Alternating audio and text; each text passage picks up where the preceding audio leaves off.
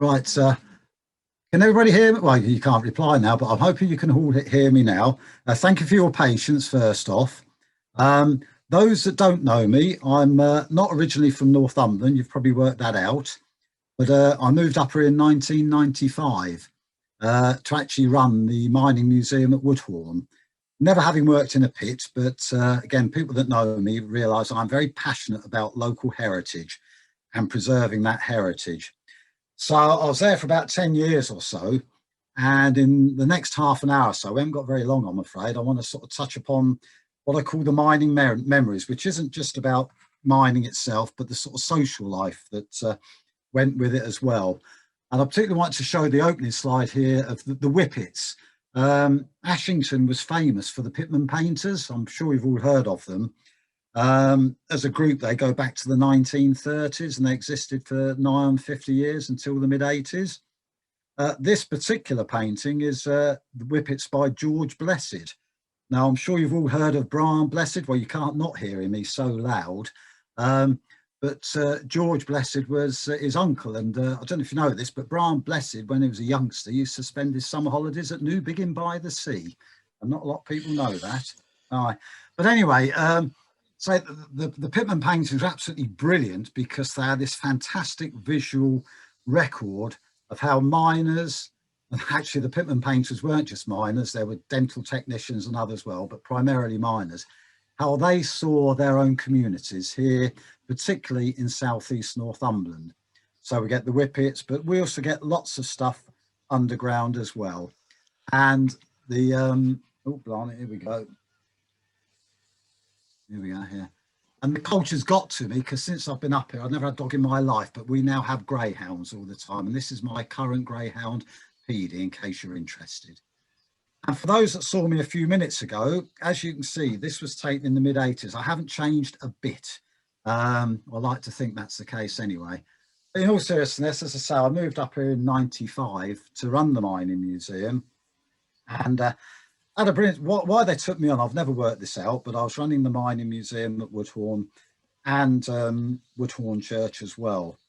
And very fortunate that Wansbeck Council, as it was at the time, of course that's now disappeared, but even when Wansbeck Council existed, it was a very small local authority, yet they took the decision back in the late 80s, as Woodhorn was going to close, that rather than see the site demolished, they would turn it into a mining museum. Now, Ashington's always been known as the biggest pit village in the world. And Ashington, well, it wasn't going to be long before Ashington pit closed as well.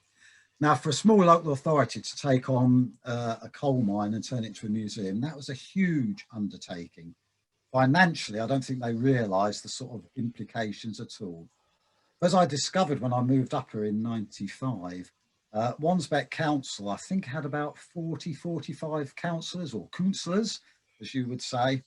Every single member was a Labour councillor, and just about every one of them was an ex-miner, so they had a sort of vested interest. But thank God they did, because a lot of you have seen in your lifetimes how the mining heritage has completely disappeared, not just from southeast Northumberland, for most of the country as well.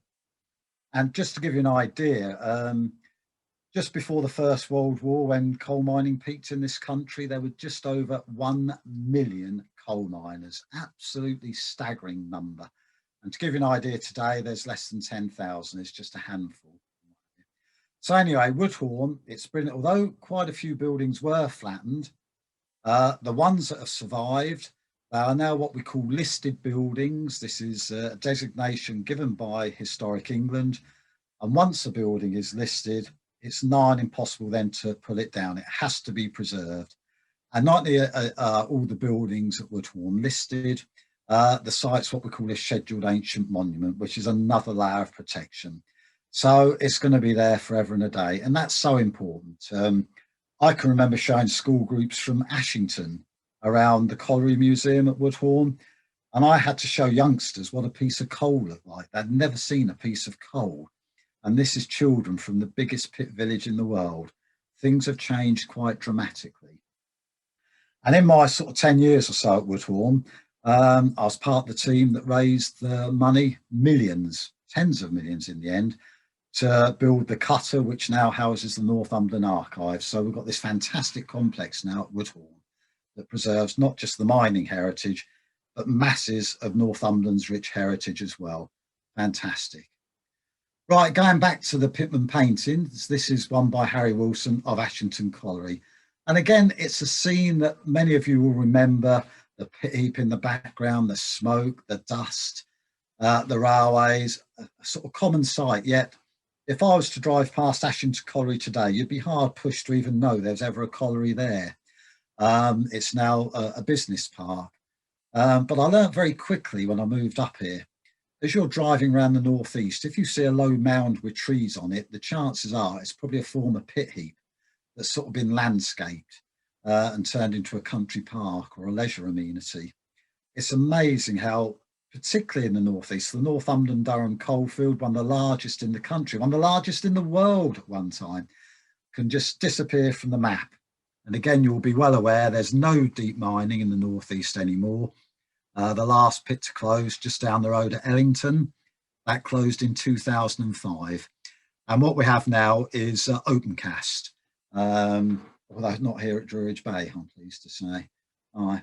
Anyway, going back to the Pitman painters, probably the best of them and the most well known, we've got Oliver Kilbourne, and you might recognise Neil Kinnock there on the left-hand side, obviously taken with the Heapsteads and number 1 winding gear at Woodhorn in the background. Oliver was a pitman virtually all of his life. And again, his life encapsulates what mining was like in the old days. As you can see, Oliver, he joined the Ashington Colliery in 1917, the Duke Pit, 13 years old. So he literally would leave school on a Friday, go down the pit on the Monday at the age of 13. And he was at Ashington Colliery up until 1928. But then the last 40 years of his working life down the pit was at Ellington Colliery. So as you can see, as a miner, he was a miner from 1917 to 1968, 51 years. In fact, in the museum archives, we actually have Oliver's 50 years long service certificate, which it's amazing actually survived to receive that, although in a previous museum, unrelated to mining, but somebody brought in a long service certificate for somebody who worked in the fish and tackle industry, and that certificate was for 75 years. It made fishing rods from the age of 14 to the age of 89. Things have changed somewhat since then. But anyway, so Oliver was a very prolific painter. He was a founder member of the Pitman Painters Group in the 30s. And Oliver, as well, when he finished mining, he did a collection of paintings called My Life as a Pitman. And basically, he showed all the different jobs he did from when he first went down the pit to when he retired. And they are an amazing collection, again, at Woodhorn. This is my particular favourite. He simply entitles it Miner Setting a Prop, that's that on the right-hand side, Miner setting a prop in a low scene. And just look at the conditions he's working in. And when he describes it, he says, I've spent, shall we say, about a third of my life in semi-darkness. The face now. You went in the morning and it was very, very low, which is a bit of an understatement. Some seams here were just about 2 feet. Well, you were on your knees or sometimes lying on your back or sideways, and you were jolly glad to get your legs stretched a bit. Can you imagine that, doing that for 8 or 9 hours a day in, day out, in those sort of conditions? But this is what mining was like. And I've spoken to loads of ex-miners over the years. It's amazing, yeah, a lot of them really miss this. What they miss, maybe not the conditions, but what they miss is that camaraderie. When you're underground in these sort of conditions, it's tough. It's not only tough, it's incredibly dangerous. Roof falls, flooding, gas, explosions, hit by runaway tubs. There's so many different ways of being killed underground. We'll never know, by the way, how many were killed. But again, to give you an idea, just before the First World War, when say we had about 1 million miners, on average, over 2,000 of those were being killed every year working in the pits. But if you were lucky, you might survive with just sort of losing a couple of fingers or whatever. But say, because of the dangers and what have you, you get this amazing sort of team spirit underground. And that tended to spill over above ground as well. You valued your life above ground in the fresh air and the sunshine.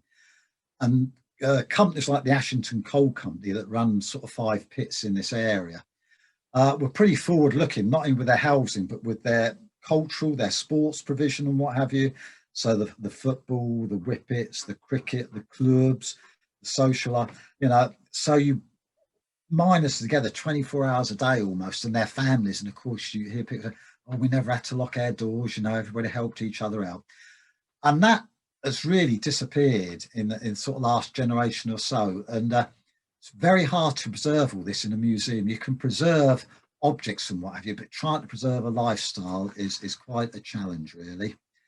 But trying to be a bit more light-hearted in the museum. When I arrived at Woodhorn, this was one of the displays everybody liked, of course. You can't be a bit of a bare bum as you go around a museum. And when we raised all the money to redevelop Woodhorn, I insisted this display gets reused in the new exhibitions. I know it's humorous and what have you. It was making the point about pithead baths. In fact, Ellington Colliery here, just down the road, had the first pithead baths in the northeast of England back in 1924. Prior to that, the miner would go home, there'd be a tin bath in front of the fire, hot water heated up on the stove, and he'd have the bath. And invariably that same bath water, which is now black, would be used for the rest of the family. So whoever was last in line probably got dirtier than when they actually went in. Interestingly, when pithead showers were introduced in the 1920s and 1930s, some of the older miners wouldn't actually use them. They were worried that if their back was cleaned, it would make them weaker. Miners are incredibly superstitious because of the dangers of working down the pit. So some wouldn't use these showers. Plus, they didn't like the thought of being naked in front of their fellow miners. A little aside, by the way, one day when I was opening up the museum, his manhood, shall we say, was actually on the floor. It had fallen off. And one of my more unusual jobs as a museum curator is I had to glue his willy back on again. Lads, a little tip, if it falls off, Araldite seems to do the job quite nicely, except only lasted a couple of years because somebody then went and nicked his willy. Now, God knows what they wanted with it, but there you go. Well, that's the humorous side of things. The picture on the right, far less humorous, as you can see.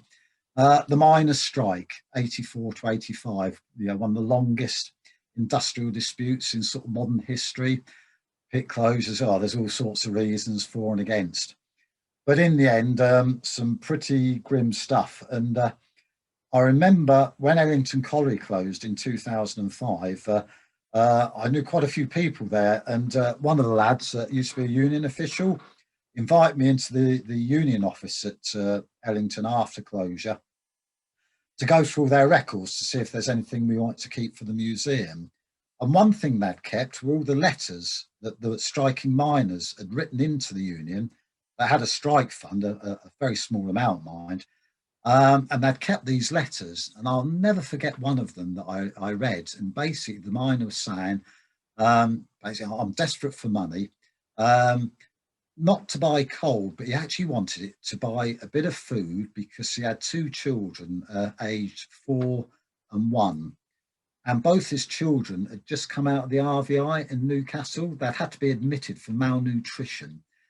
This was in mid-1980s in Britain. So anyway, as a museum curator, I'm not allowed a view on these sort of things, but whether you like it or not, unions have been incredibly important in the mining as well as other industries. And it all stems back really to the 19th century. When you see scenes like this is children working underground, which was a pretty common sight back in, prior to the 1842 commission. This was a parliamentary commission that heard bad things about conditions for people generally, but for children and women, by the way, who were working underground. And as a result of inspections, the Mines Act was brought in 1842. And as a result, here up in Northumberland and elsewhere, after 1842, no children under 10 years of age were allowed to work underground, nor were women allowed to work underground. Now, that wasn't particularly common in the northeast. In fact, it wasn't particularly common in England. It was more common in Scotland, but not after 1842. They could work on the surface, but not underground. And again, absolutely fascinating in that they stopped women working underground, not because of the conditions, basically. Well, it was one of the conditions. It tends to be very warm underground. The lower you go down below ground, the hotter it gets. So miners tend to take off a lot of clothing because it's so hot. Well, women were doing the same. Now, can you imagine this pre-1842 Victorian England, or start of Victorian England? So women were shown a lot more than they should have been. So they were stopped from going underground, not because of the dangers, but because basically they were showing their boobs, all right? So not a lot of people know that either. But say conditions were awful prior to 1842, just as you get the early formation of unions, and very rarely, but the Northumberland and Durham miners actually won a strike in 1831, which, by the way, is the first recorded use of miners' banners, which have become symbolic of the mining industry. That's the first recorded use of them in 1831. A rare victory in those days. And one of their concessions they wrought out the owners was that they got the conditions for children improved, so that then they only had to work 12 hours a day. They had been working up to 17-hour shifts underground. This was children. And the youngest child I ever came across when researching the archives at Woodhorn was 5 years old. Now, what on earth a 5-year-old child could be doing in a pit in the 19th century, I don't know, apart from maybe holding a candle for the family. And again, I remember at Woodhorn one day, this happened a lot. People turn up to donate artifacts to the museum. This chap turned up. He was working on one of the local open cast sites in Northumberland. And quite often when you're open casting, you actually uncover earlier workings. And they'd found some 19th century workings, and they'd found shovels, shules, picks and what have you. But he also brought in a leather shoe, a small leather shoe. And my secretary at the time, her granddaughter was 5 years of age, and she bought him one of her granddaughter's shoes. And it was the same size as this leather shoe that had been found underground. And again, you hold this sort of 19th century shoe, and as an artifact, it's worth no money, but the story that could tell you a 5-year-old working underground in Northumberland in the early 19th century. A lot more of this. I haven't got time to tell you and bore you too much with it. A local lad, he was a Blythe miner, Richard Fines. He wrote a book all about the early history of the Northumberland and Durham miners. It was published in 1873. Copies available in local libraries, when you get to libraries, that is. And he'll tell you all about the strikes, the way that the union leaders were never allowed by the owners to go back to work. They were sacked. In fact, a lot of the early union leaders were forced to emigrate and what have you. Things were pretty tough, but if you want, whether you're for or against unions, when you read his book, you realise why they formed. Anyway, back to Ashington Colliery now. Ashington was well known for improving conditions, although it's maybe hard to believe when again you see this photograph from 1920. Rare photo, by the way. You don't get many photographs underground. Cameras weren't allowed underground because if you got a spark, you could cause an explosion, of course. But as you can see, once mechanisation came in, things improved dramatically. Again, look at the conditions. People are having to work in with these machines. See how the roof is bowing. Although you've got pit props and girders, the roof is always moving. In fact, again, some miners used to tell me, the early days, you had wooden pit props like this, and then they were replaced with steel. They didn't like the steel ones because wooden pit props, when the roof is moving and heaving, the wooden pit props actually start making certain noises, and miners could recognise from those noises if the roof was about to fall and what have you. A steel girder didn't give you that same sort of warning, so they preferred wooden pit props. But anyway, talking to mechanisation, we also have pit ponies. Again, give you an idea, I think it was 1913, so again, just before the start of World War I, there was something like 70,000 pit ponies underground in this country. Ellington had them, Woodhorn, Ashington. Woodhorn, over 200 pit ponies at its peak. Now, most pits, Northumberland, the whole country, normally in the summer would close for a week or two to excuse me, for maintenance work and what have you. Now, some of those pits, the people in charge of the ponies would actually bring the ponies to the surface to give them 2 weeks running around in the fields, in the sunshine, the fresh air. Because for the rest of the year, they'd be underground where they're stabled, fed. They actually had proper working conditions. In fact, at times, pit ponies, their conditions and employment conditions were actually better than the men at times. But they spent a lot of time underground, but they were well looked after. Vets had to go down to look after them and what have you.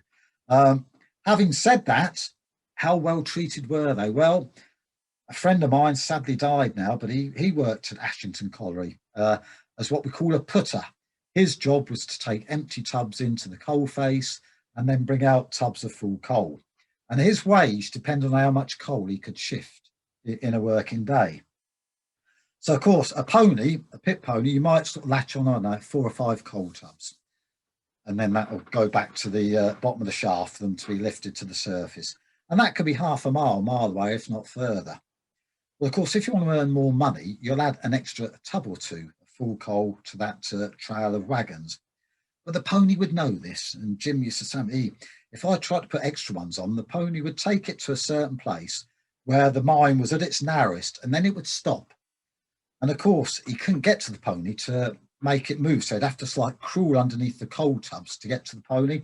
He said, just so used to get to the feet, the pony would walk on a little bit and stop again. And then he'd hit it, he said. And people think ponies are well tret, and mostly they were. He says, my wage depended on that pony. So, you treat it as and when. And I remember, oh God, one pit, it was, I think it was County Durham. In the 19th century, there'd been an explosion, men killed and injured. But the owner, when the rescuers went down, ordered them to bring out the ponies first before any surviving men and boys, because the ponies took more training and were more valuable. So there you go. But Ellington's claim to fame, last pit ponies in Britain, didn't come out until 1994. So there you go. At that stage, they were sort of like helping with salvage work in the pit. But yes, the very last pit ponies in Britain came out of Ellington Colliery. Going back to my home for about 10 years, Woodhorn, this is a postcard from about 1910. And by the way, if anybody's got postcards of collieries, don't give them away. They are very collectible. I collect old picture postcards. And postcards of collieries now go for at least £25, could be up to £50 a throw, depending on condition and the subject matter. So don't throw them away. But Woodhorn, part of the Ashington Coal Company with the 5 pits, Ashington, Ellington, Linton, Lymouth and Woodhorn itself. Started shaft sinking at Woodhorn in 1894. The first death was 1896 when one of the shaft sinkers fell out of the bucket lowering down the shaft. He fell to his death. And the first coal came out in 1898. At the time, they reckon there was about enough coal for 200 years to keep the pit going 200 years. And it actually lasted until 1981. So 83 years of coal production all told. Over 100 deaths at Woodhorn. The worst was our disaster of 13th of August 1916. An explosion. It was on a Sunday. This was a maintenance shift on a Sunday. 13 men killed. And again, to bring it home to you, one of the men killed just prior to this, he had actually enlisted at the start of the First World War in 1914, gone out to the trenches, been very badly gassed in a German attack, in hospital for 6 months recuperating, went back to Woodhorn, and 2 weeks later was blown up and killed in this explosion. The memorial for that explosion was originally erected in Hurst Park in Ashington, but I think it was the early 90s, it was actually moved to Woodhorn where it is today. But our worst disaster in Northumberland is the Hartley Pit disaster, 16th of January 1862. So dire a misfortune attended by such horror circumstances. This killed 204 men and boys.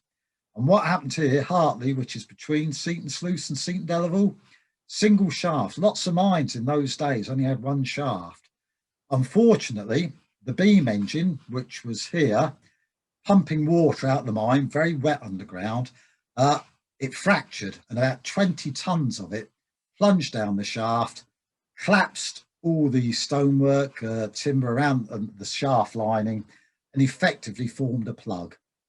Now, we know for at least 2 days the trapped men were alive, but contemporary accounts say they were jowling. What they're doing, they're banging on the pipes. They're signalling to the rescuers that they're still alive. But unfortunately, it took 10 days to dig through all of this. While this is going on, at the bottom of the shaft, there's a huge fire.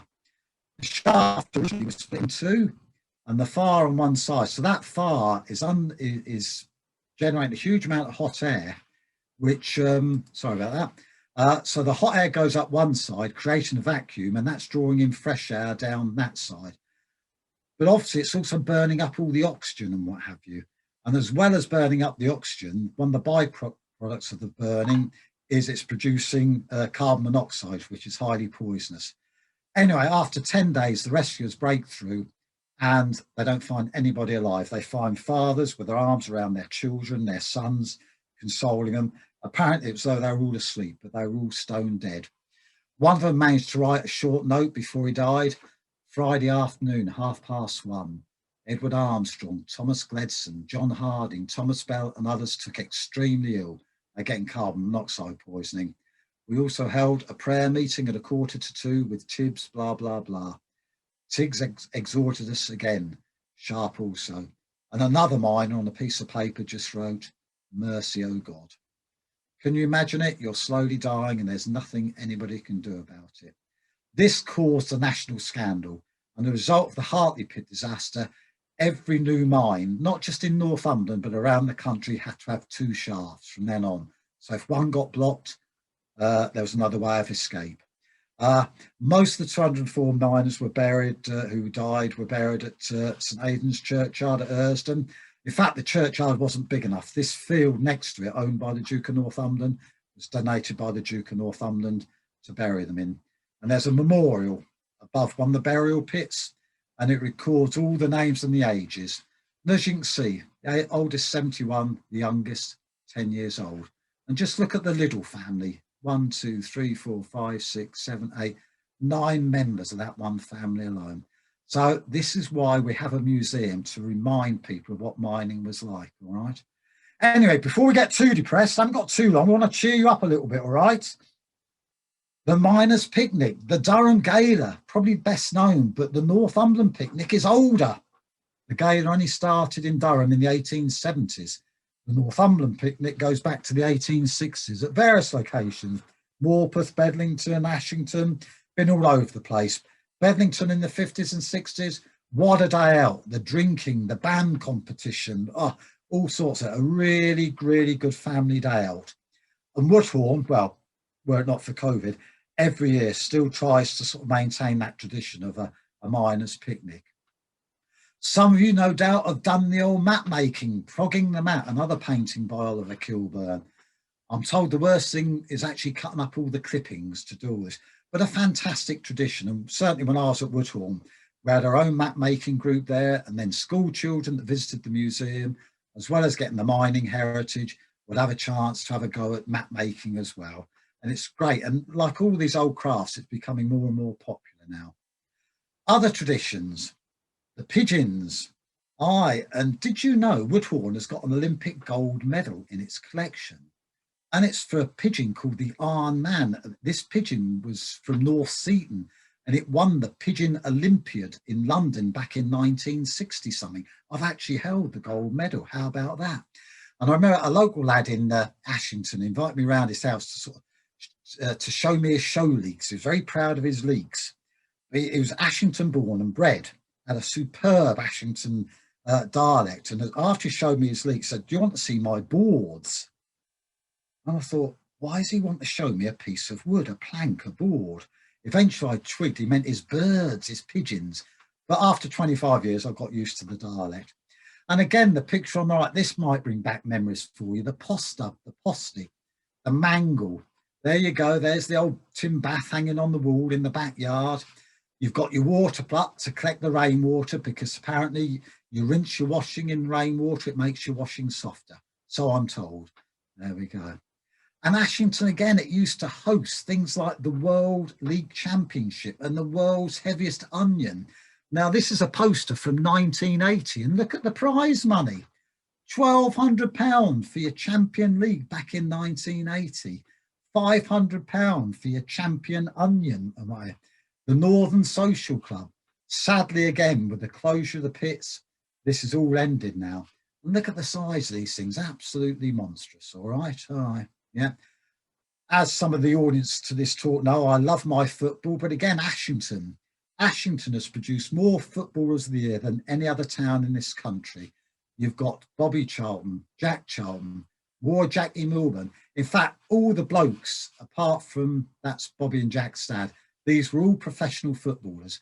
And Bobby and Jack's mum, Sissy, she loved football. She wished she was a man so she could have played professional football as well. But of course, they've done incredibly well.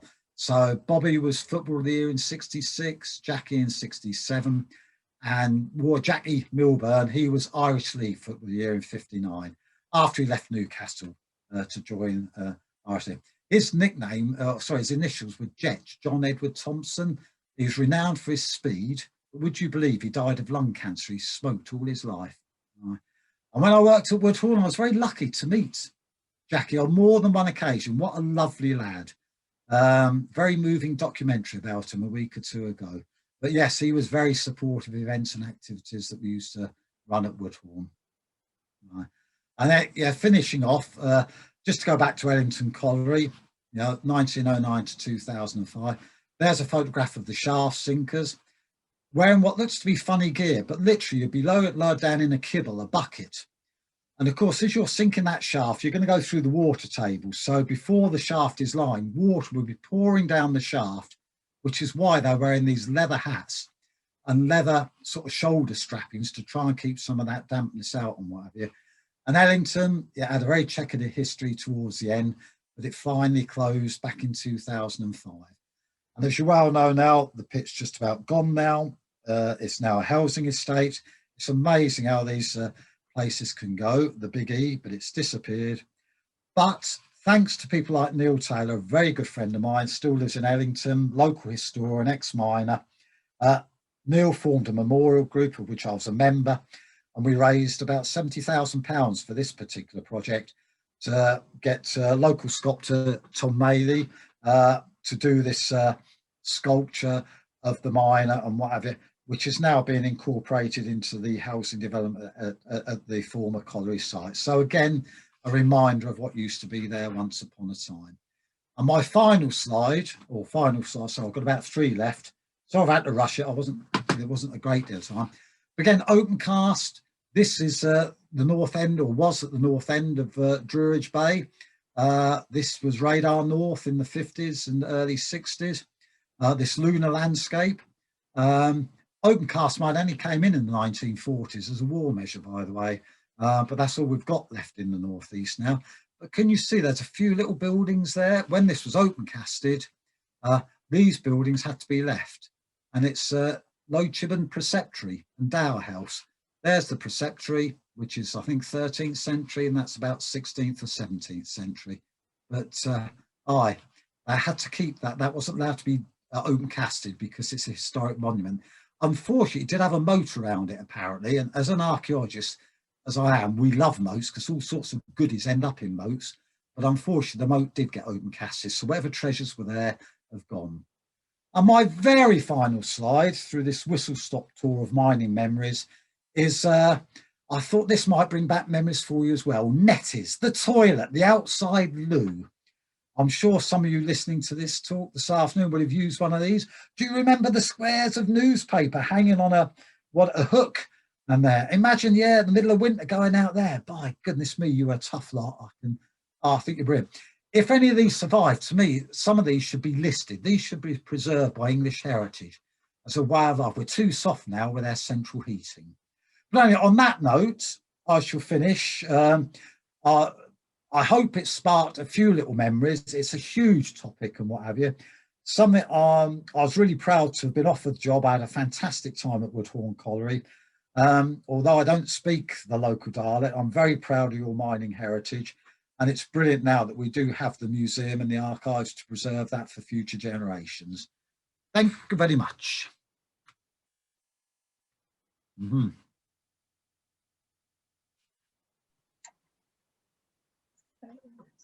There we go. Brill. Thank you very much, Barry. If anyone wants to ask any questions, I think we have a little bit of time. If we get cut off, we get cut off. But if anyone does have any questions for Barry, then now's the time. Right. Yeah, there's just a couple of points there that Barry raised. One was what the children did in the mines.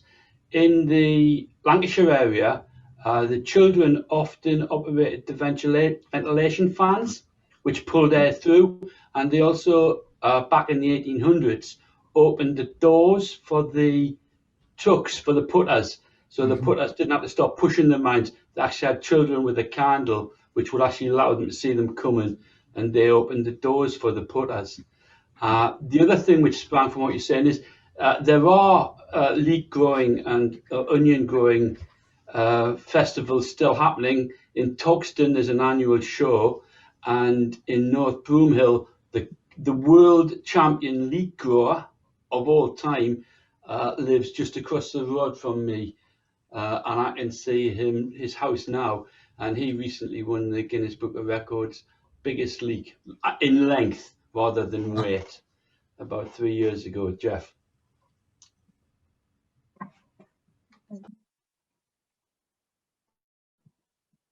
Oh, 1 minute, you're muted, Barry. Can you hear me now? There we go. Yep, you're back. Yeah, sorry. Yeah, just saying, yes, you're right about children down the pit, not just in Lancashire, but nationally. Yeah, that they were trappers, that their job was to open and close those trap doors. Because again, this is all to do with the ventilation. When you force the air down a mine, it doesn't want to circulate. It wants to just come straight back up again. So it has to be what they call coursed around the mine. And again, I read of one child, I can't remember if it was Ashington, but one of the local pits. As you say, he might be given a candle, so at least he's got some light. And again, if anybody's ever been down a pit and you turn your light off, you cannot see your fingers in front of your eyes. It is pitch black. Now, a lot of families couldn't afford the candles, so that poor little trapper would be there in the pitch black for hours at a time.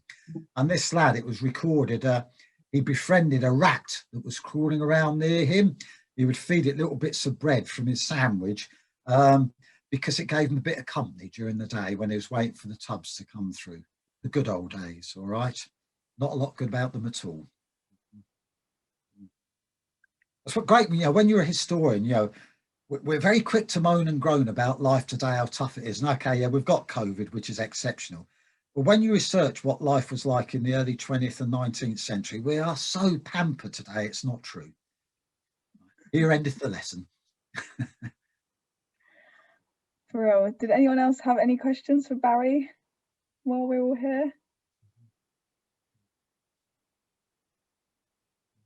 No? Had a few comments in the Yeah, we've had a few comments in the chat as well.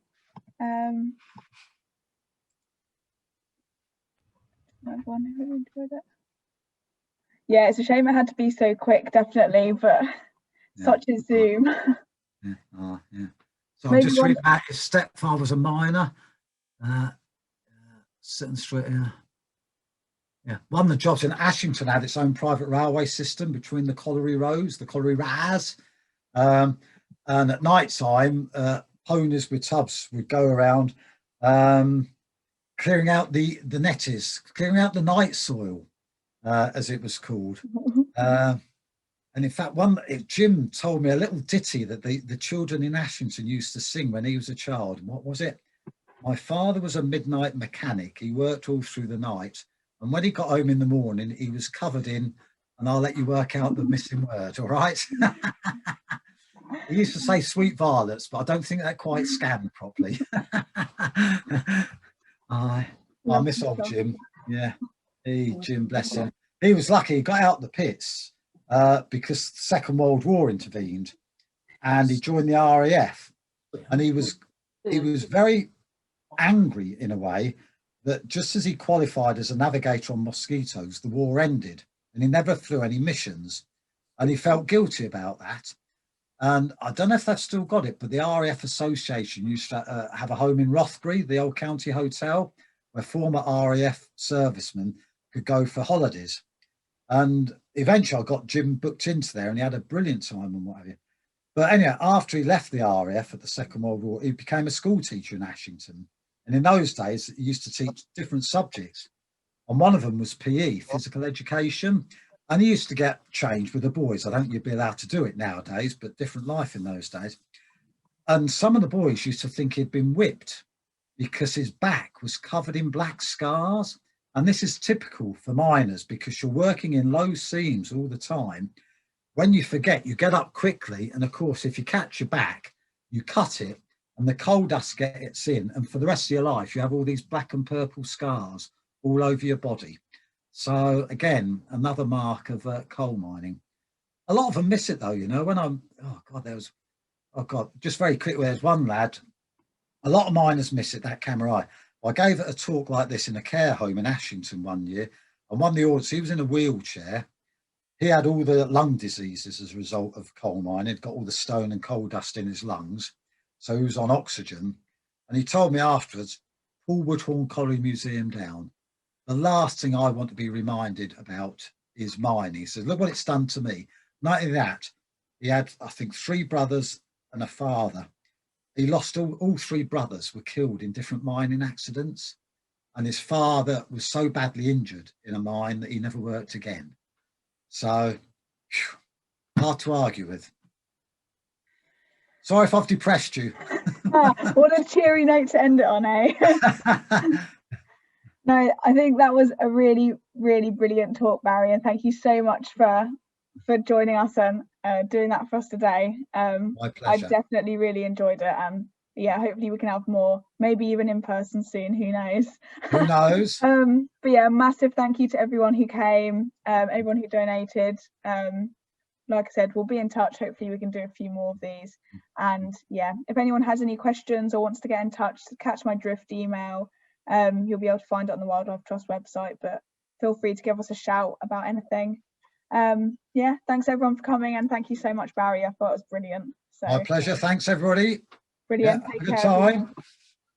Thank you. Thanks. Bye, everybody. Bye.